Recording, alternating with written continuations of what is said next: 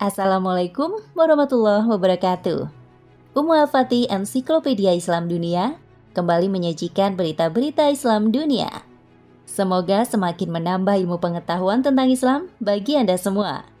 Dan jangan lupa klik subscribe dan notifikasi tombol lonceng agar selalu mendapatkan update terbaru dari channel ini.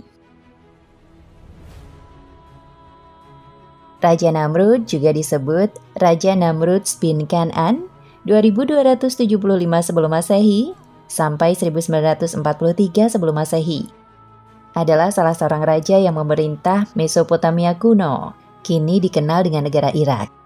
Ia memiliki gelar A Mighty Hunter, yang berarti pemburu yang hebat atau pemburu yang perkasa, karena kehebatannya dalam berburu. Nama lengkapnya adalah Namrud bin Kan'an bin Hus bin Ham bin Nuh alaihi salam. Selain itu, beliau diberi gelar Dewa Bagas atau Dewa Anggur dan Dewa Matahari dalam Taurat, Injil, dan kisah-kisah Islam. Pada zamannya, Namrud merupakan seorang raja yang cerdas. Namun, kecerdasannya itu membuatnya bersikap sombong dan takabur. Dan sehingga ia mengaku menjadi ateis atau sebagai Tuhan, dan usahanya selalu mendapatkan tantangan hebat dari Nabi Ibrahim alaihi salam.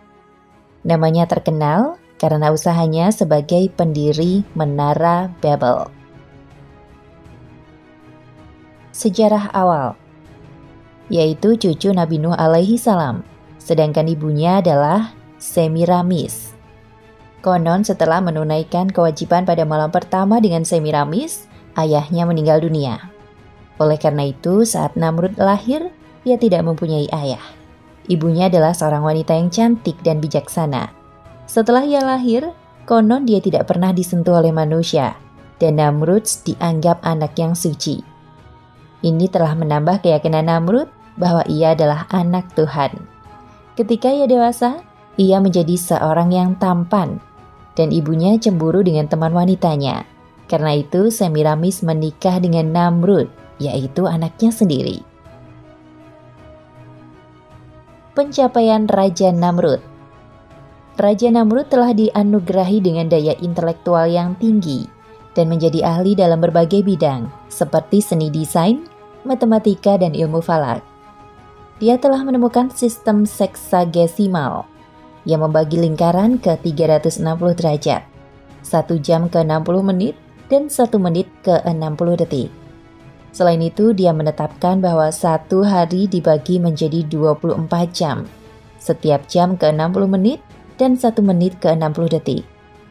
Menurut dia, hari dimulai pada waktu tengah malam, dan bukannya pada waktu matahari terbenam, seperti yang dipercaya oleh kaum sebelumnya.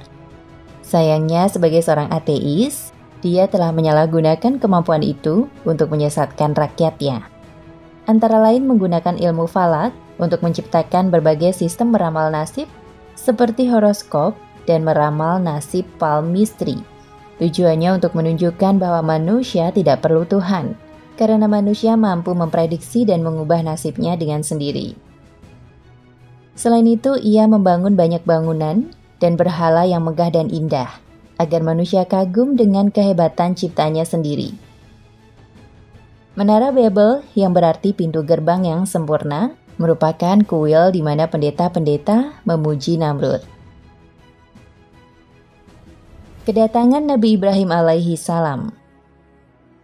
Pada suatu malam, Raja Namrud bermimpi melihat bintang yang terbit dari barat.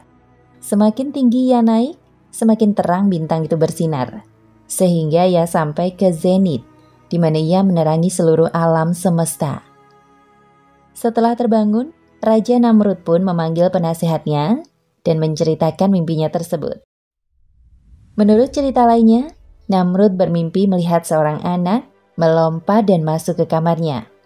Kemudian merampas mahkota yang dipakainya, lalu menghancurkannya. Setelah mendengar berita ini, Namrud menjadi gelisah. Dia sadar bahwa anak ini akan membawa pada kejatuhannya. Dengan segera Raja Namrud mengirim bala tentaranya ke Paddan Aram. Penduduk lelakinya telah dipisahkan dari istri-istri mereka. Wanita-wanita yang mengandung dibunuh. Raja Namrud juga mengeluarkan perintah bahwa siapa yang melahirkan anak akan dibunuh bersama anaknya. Kematian Raja Namrud. Alkitab Injil tidak pernah menyatakan tentang pertemuan antara Raja Namrud dengan Nabi Ibrahim alaihissalam. Namun Taurat dan Al-Quran menggambarkan peperangan antara Raja Namrud dengan Nabi Ibrahim alaihissalam sebagai satu konfrontasi hebat antara kebaikan dan kejahatan, atau lebih spesifik lagi, monoteisme melawan Togut dan penyembahan berhala.